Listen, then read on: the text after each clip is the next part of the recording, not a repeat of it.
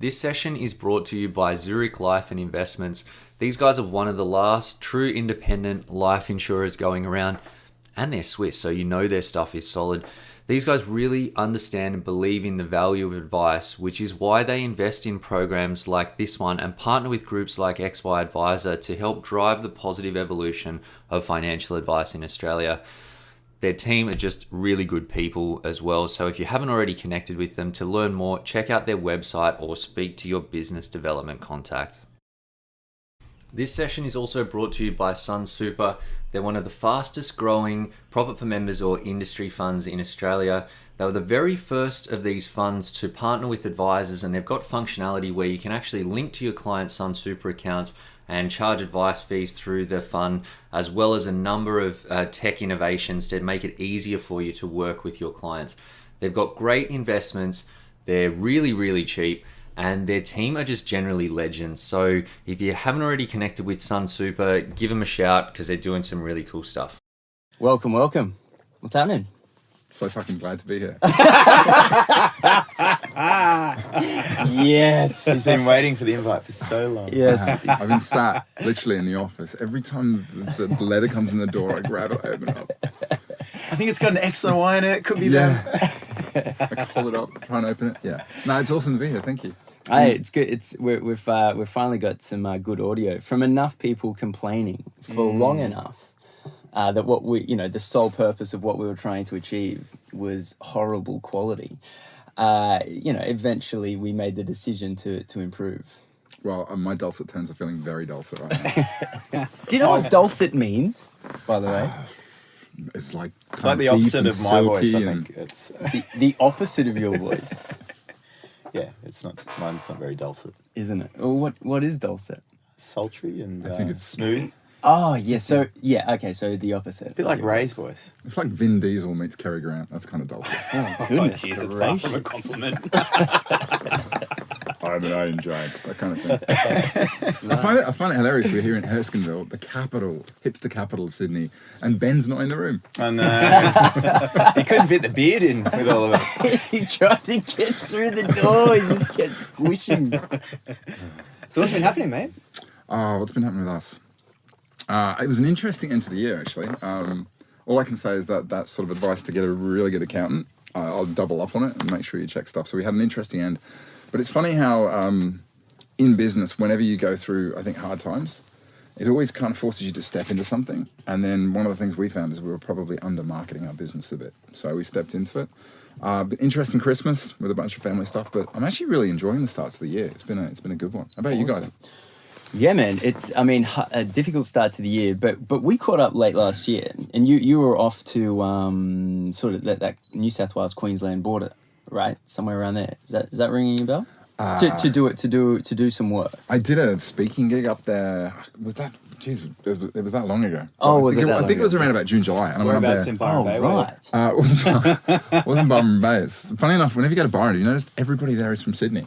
Yeah. It's the weirdest thing. Byron Bay used to be like cool, and now it stopped being hipster and it started to be yuppie. It's literally Coogee, but too cool for Coogee. Oh, True.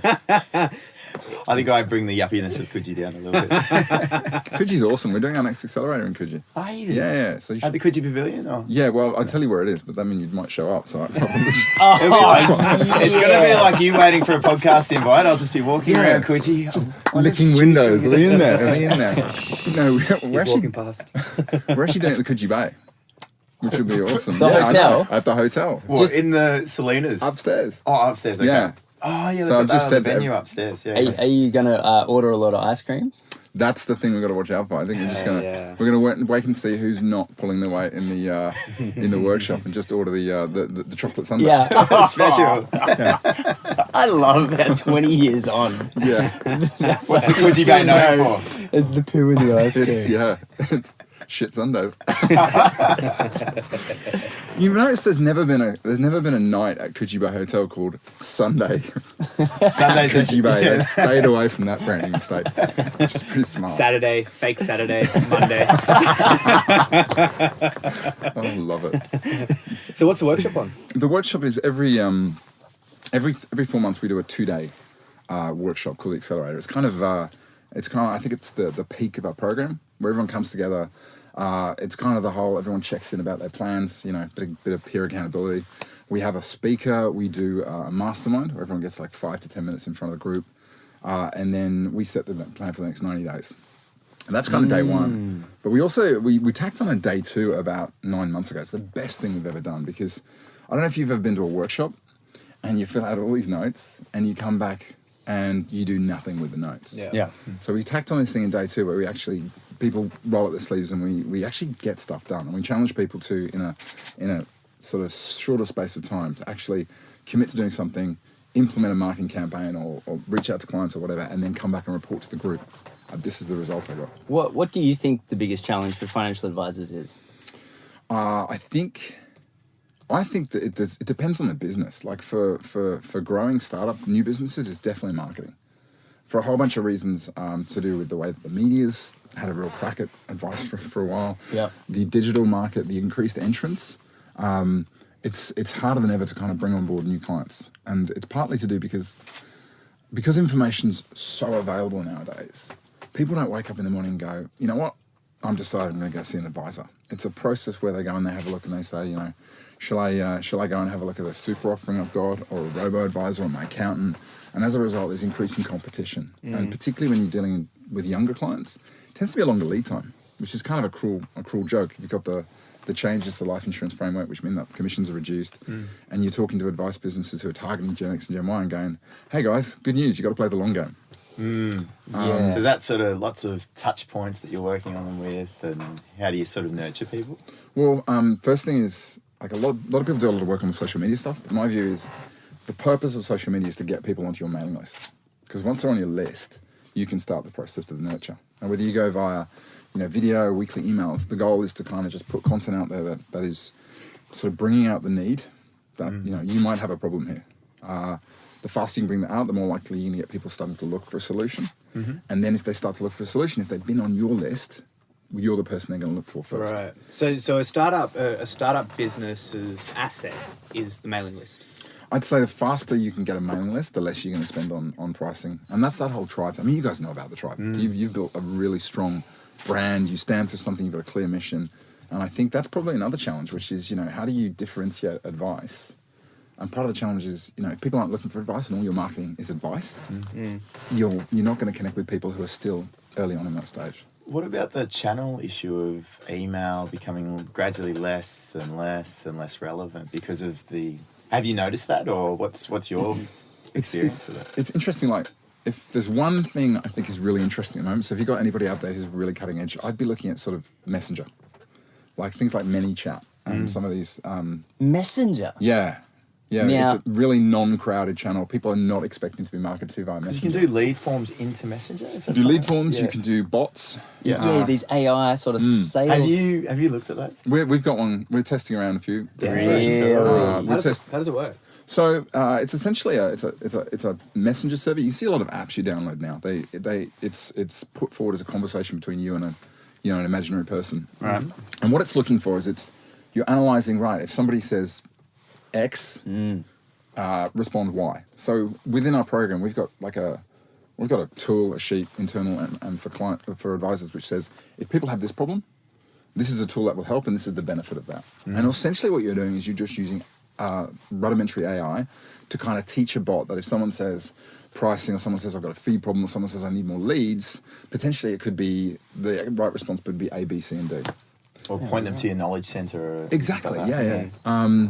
It's essentially like if you have got a large scale business that's doing online stuff in that knowledge space, that's what you're teaching your chat people to do. It's like a call center, but essentially. I think that would really work for some people. So, for example, that very robotic way of communicating would fit, say, Adrian's personality really accurately. So there would be know how to swear? There would be no difference between whether it was a bot and literally someone would say, I need help with my super, and the response, whether it was a bot or Adrian, would be, I don't understand your question. Followed by, would you like some stuff? Would you like to go to the beach? Which What do you think of my shirt? How good is Standard your response. show? How good is my show? You know who A scale does of do 1 the to 10. chat thing really well?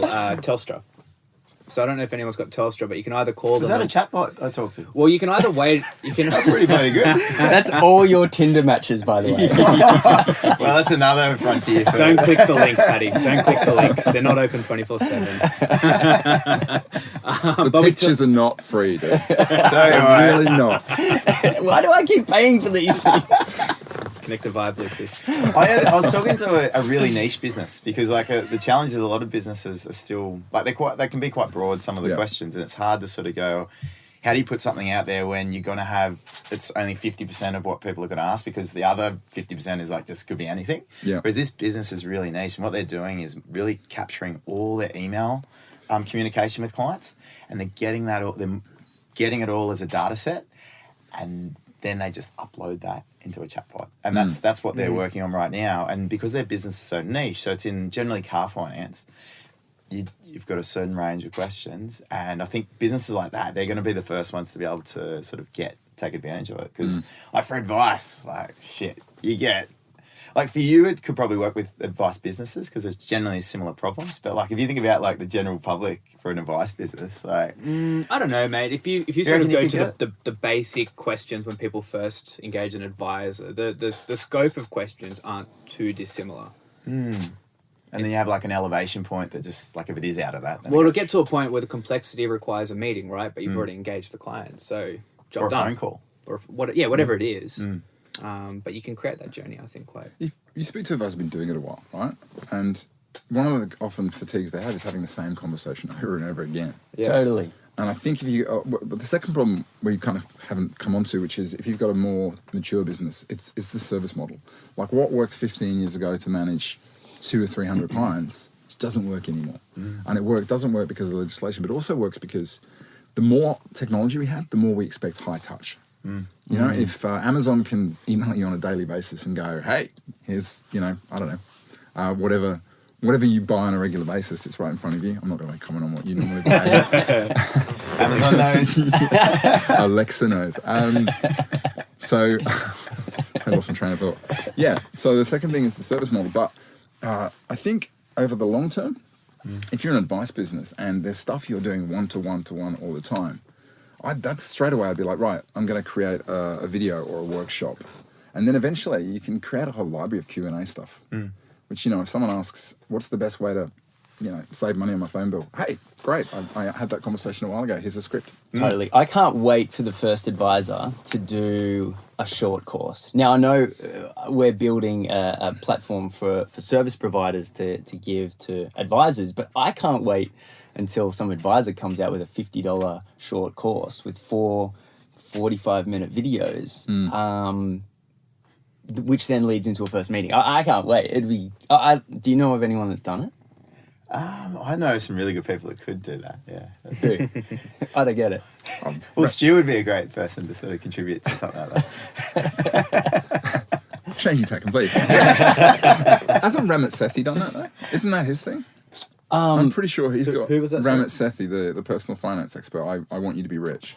Oh, right. Yeah. Yes. He does have a lot of short courses, right? He does, yeah. Yeah, but no advisor does. I Do you find know- that really weird. I reckon this is because, and it comes down to that point about most people don't wake up in the morning and go, I want financial advice. They might say, you know what, I want to get my cash flow in order, but they don't necessarily want to have to actually do it themselves. This is the whole disparity between financial education and I'm not interested. I just want it done for me, and that's one of the things. Whereas, like for example, if you're building a list at the top of the funnel, they're not interested in what you think you need. They're not interested in the fact that you need to be disciplined or all the rest of it. They just want to know what they're looking for. So often, if you're for example, if you're going after a certain target market, it's the better way to start is to kind of take your financial advice hat off, and just ask, what are those people clicking on? If they're clicking on lifestyle articles on how to finance my next BMW, or 10 apps I really need to have in my life right now, put that content out there, build that sort of face-to-face time, and every now and again, you know, seed it with, this is what I do, you know, kind of like the James Bond watches of movies, and pop a couple of offers in there every 3 or 4 times. P.S. I'm running a workshop. P.S. I'm doing a bit of research. P.S. If you've got a question, you know, shoot me an email, I'll respond. Well, I'm interested. Like you're across a number of advice practices, so you're really, you've got a good sense check of what how advisors are bringing in the business. So, are there many of the guys that you work with still calling like a book of clients and generating business that way, or have the majority migrated to either referral partners or a more digital engagement process? There's still a lot of people who work books, and it's still very effective. Because if you think. We have a sort of a tool which we call the funnel of patience, which looks at, there's 4 ways you can get clients. And at one end you've got, you know, grab a list, pick up the phone, work a book. At the other end you've got build a, you know, digital sales funnel. And the 2 extremes are, you know, if you want to lead tomorrow, pick up the phone. It's going to be a lot of work. You've got to phone 100 people, but you're going to get a result quickly. If you want to build a digital lead funnel, or you want to build an audience, you're looking at 6 months solid content marketing, solid work. But once you set up, it's automated. So a lot of people are still on that sort of pick up the phone because it works. Client referrals, I think, are still one of the best way. And a lot of business I speak to, they do it every now and again, but they don't do it consistently. It's not systemized. Yeah, it's not. Client referrals is not an event. Asking for a client referral is not an event. It's a habit. It's something you seed all the way through your engagement process. Is that something you recommend for advisors to be asking clients for referrals and having the authority to do that? Absolutely, and there's I know a lot of people don't want to, you know, they don't want to do a referral is the biggest compliment at the bottom of the email. You don't have to. There's ways of doing it, sort of having conversations with clients. For example, you know, I just want to ask a question. We're seeing a lot of clients at the moment talk about this issue. You know, they're worried about returns, or what are you finding your friends are talking about right now? Oh, well, I mean, do you talk to your friends about money? Yeah, sometimes. What do you talk about? We talk about this, this, and this. Cool. Well, look, do me a favor. If any of these topics come up, and you think it'd be appropriate to introduce me to anybody like you who's, you know, talking about those kind of things, would you do me a favour and just, you know, maybe drop us an email and just do an intro? That'd be awesome. Thank you. And I think I saw a piece of research recently that said 70% of satisfied clients indicate they would refer, but only 23%, 1 in 3, actually do. Yep. So the thing about getting referrals is you got to prime it on a regular basis, and you got to give people ammunition. You got to give them reasons to trigger and go do a favour for their friend and send them through. So, do you see it off the back of like net promoter scores? Is anyone using that sort of function quite well in their business? Everybody kind of uses it. Yeah, and I think it's a standardised way of sort of testing, because you get it, that bit makes it a bit more systemised sort of thing. You had like a key moment in the advice process. Net promoter score goes out. It does, as long as people understand what net promoter score is. Yeah. Like if you give me a 1 to 10 and I don't know what the hell's going on, and I go, 6. Well, that means I'm actually I don't care one way or another. Yeah. But if you explain, like, the easiest way to influence net promoter is tell people, hey, by the way, this is a net promoter score. If you give me 9 or 10, it means you love me. Yeah. And they'll go, oh, okay, 9 or 10. Well, it's the positioning, yeah. Yeah. And for the benefit of people that don't know what net promoter score is. Do you want to go? Oh. Yeah, well, it's like a metric that's used internationally for a lot of large businesses like Telstra or Optus. Like when they send out, they've done a bit of service for you, they'll send out this quick questionnaire, and anything above, like you said, I think anything above a 6. I think it's 9 and 10 is these definitely, people will refer. I think 7 and 8 is they're neutral. Yeah.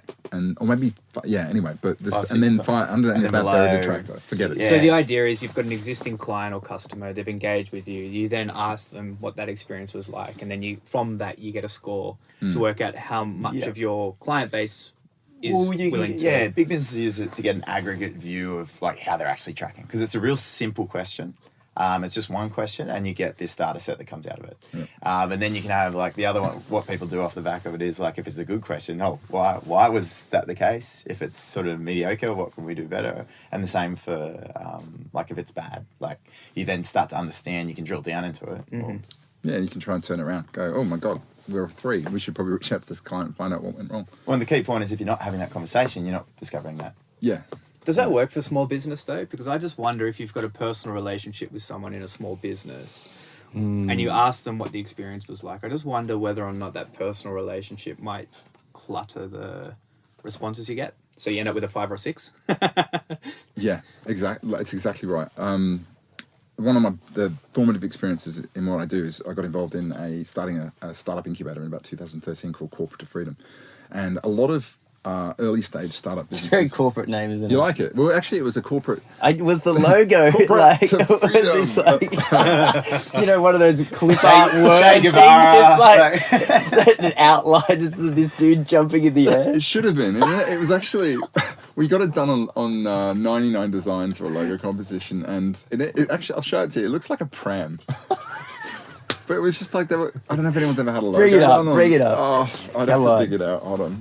It's brand just, logo. I liked it, but in retrospect, it's kind of like the name Aldere. It's like, that's a great idea. No, not such a great idea. Nobody can Are spell we it. at a point where you could pivot on that name yet? Or? Naomi Christopher, God bless her, we were in San Francisco, and I turned around and said, my phone went late, unfortunately. Ah. I said, if there's, you're a marketing expert. She went, yeah, that's right, I'm a marketing expert.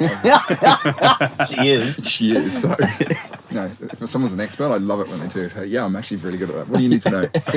And I said, what would there's one bit of advice you give me about the business. What would you do? And she just looked me dead in the eyes and goes, change the goddamn name. And I was like, I can't change the name. She said, really?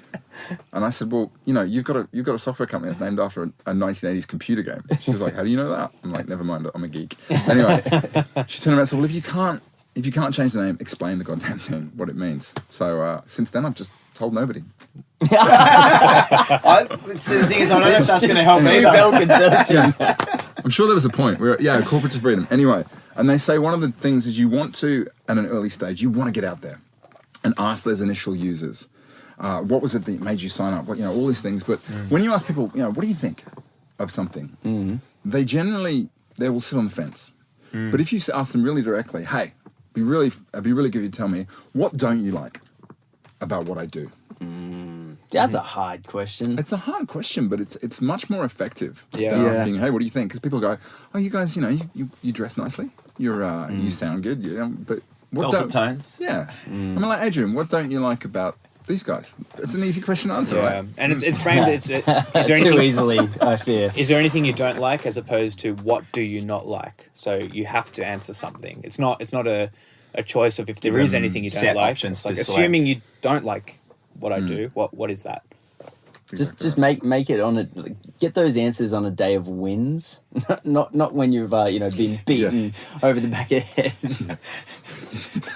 It's true. Choose an upbeat moment, when you've, Yeah. Yeah. So how, like you do, I think what you've started to do with the accountability piece with all of your advisors, I think that seems to work really well, because I think that's always like, there's always all this content going out to advisors. And like you're saying, off the back of that, your workshop, you then do another one where it's like getting them to start it. Because so many people can go out there consuming content and ideas throughout the year. It's just that next step into actually doing it. And that was like accountability piece, like an advisor with the client, essentially. Dude, you've been listening. I'm touched. It's just two things to the accountability piece. It's like, Derek Sivers, who started CD Baby. Great company. He wrote a book called I think You Can Have Everything. But there's this great saying, I think he came across on Tim Ferriss' podcast, and he said, information's not the solution. Because if information was the solution, we'd all be billionaires with great abs. And it's totally true. It's like, we live in a world where there's information everywhere, but it's actually the application of that information that matters. So one of the things I've tried to do, and probably works for cash flow as well, is when we come off the back of the program, we have like a 90-day rhythm, which is, the first week is all about confirming you got the right plan. And then we walk people through and say, right, now you've got the right plan. You need to actually install the doing in your diary. You need to block out the time and go and pre-brief your graphic designer. And then we work in 2 week sprints, which is we check in on Monday, what's lined up, what's booked in, and we check in halfway, and we just get things done that way before we kind of reach sort of 4 weeks for our accelerator. And we go, right, what have you done and what you not got done? And let's get realistic. And let's cull the 80%, which we don't need to get the result. And then the most important bit at the end, which I think a lot of people miss out, is you've actually got to drop everything and celebrate. You've got to create this dopamine feedback loop that makes you just want to do it again. A lot of people miss that out, particularly high performers. They're so busy going, what next, what next, what next? They don't stop to go, hold on, look how far I've come. But is the dopamine in that journey, though? It is. Is it but maybe the personality of the... it's interesting when you look at type A personalities. It's got to do with cortisol. I'm told by a lot of people, including my therapist. Anyway, cortisol You need to is celebrate your wins, Stu. Yeah. You know, do that. cortisol is like an adrenal drug, I believe, and it's in your system, and it's a fight-flight thing. So in other words, when you're high on cortisol, you're constantly looking for the escape route. Yes. Okay. So it drives you forward. Fantastic for driving you forward. The problem is it's a stress drug. So it's not very good for your system. So particularly you kind of get, if you don't have that time to stop, reflect, be in the moment, you get people who are really, really well equipped to get there, but can never actually, enjoy the moment they get there. If that makes sense. Yeah, I mean, without the highly successful part of it, I definitely am one of those people that am driven with cortisol. And personally, I use Brazilian Jiu-Jitsu to be in the moment, because no matter what is going on in my life, if I'm getting choked out, Yeah. If I've got a man's crutch on my face, it really just snaps me out of it. there's nothing else to think about. But so exercise for me Yeah. is super important, like for that in the moment. I can't do the meditation thing. I really struggle with that. But the high, I guess the further high stress environment. But The physical interruption. From a biological perspective, fight or flight equals back to times we were running around through the savannah, running away from stuff that wants to kill us. So it's not a million miles away from the Brazilian Jiu-Jitsu thing, or for me, it's going for a run. You're releasing that energy. You're literally running for your life. And you come back and you feel much better equipped to deal with stuff, right? yeah, That's true. We haven't developed very much. No, still the same operating system. Is that a discussion? Because I guess if you're working with these guys and they haven't sort of worked out, some of these advisors, that how to release or do things like that, and you could have this great program and you could see that just completely get undermined because they haven't been able to manage that outlet or... We did our last accelerator last year. We actually brought in, I have a performance coach, Ben Elliott. I'll give him a plug. He's awesome. And I brought him in to do a session on advice confidence. So how you as an advisor can get in the right frame of mind before seeing a client. So you can, don't be working on an SI or a strategy or your compliance order before you walk into the meeting with the client, because that's going to totally impact a lot of things. And we also talked about how to influence people's attitudes towards money, because people, you guys will know, people come into the room and you start talking about money and there's a whole bunch of stuff going under the bonnet. The lessons they've learned, the experience they've had. I did a webinar with them earlier this year. It's a big part of it. One of the sort of models we use in the program, there's a guy called Chris Michelson. He's a coach. I love the model he uses to say to people, there's only 5 reasons people don't get what they want in life, whether that's money or business or relationships or whatever. First one is they don't have a vision. They don't actually know what they want. definitely. Some people, number 2, have a vision, but they don't have a plan. In other words, they're just wishing, right? Sometimes you have a vision and a plan, but they don't have the knowledge. They're missing some key bits of information that's going to help them make progress. Let's say you've got someone who's got a vision, plan, and knowledge, but they don't have the support. In other words, they don't have the time. They don't have the access to the tools, whether that's, platforms or investment vehicles or whatever it is. So in other words, they're trying to do it and they're trying to do it too slowly. And frankly, if they've got all of those things in place, the only thing that's left is mindset. It's either a self-sabotage, perfectionism, or some other stuff under the Yeah, bonnet. insidious sort of stuff, that perfectionism and self-sabotage, isn't it? Perfectionism's a bloody nightmare, especially as a Yeah. business coach. So do you work with a therapist to refer advisors through? Or? Do I work with my therapist? I've always invested in coaching because I don't have all the answers, and performance coaching is just one of it. So. Yeah. So because we're going to wrap this up pretty quickly. Tell us, where can people go to find out more about Stu Bell and everything that you do? Just go to Tinder, type in my name. No, definitely don't go to If only you could search on Tinder. That would be awesome. Because you can advertise on Tinder, right? Oh, give it a go, yeah. There's a lot of puns you Right. can Mate, we use do with Facebook. your Swipe name. left, swipe right, swipe right. Pixel tracking. I have no idea what the angle on Tinder would be. Probably just swipe right. Or, I don't No, know. no. Yeah. You got your name, Stewart Bell. There's something there. Friend Stewart Bell _ friend to Adrian Paddy. That would do it. That would actually do it. Paddy let me update. I think we're digressing, guys. Wait. Way off track. Paddy let me update his Tinder bio. It's now currently GQ. Wait. Dad Bod of the Year. Yeah. GQ magazine. If anyone's got feedback for Clay on that one, let's send it through.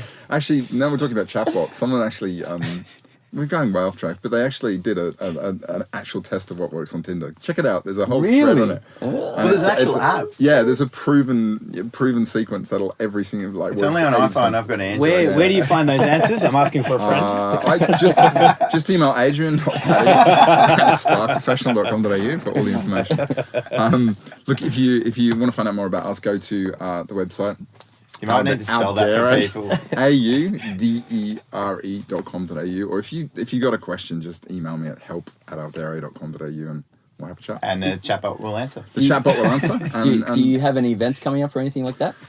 We do. Look, we have the Leverage Advice program, Cool. which is kind of we're going to start up the intake again post the workshop, which is the 22nd, 23rd of February. That's kind of for businesses who are at a point where the revenue is no longer an issue. They're starting to get profit, and they're now looking at the service model, the scalable.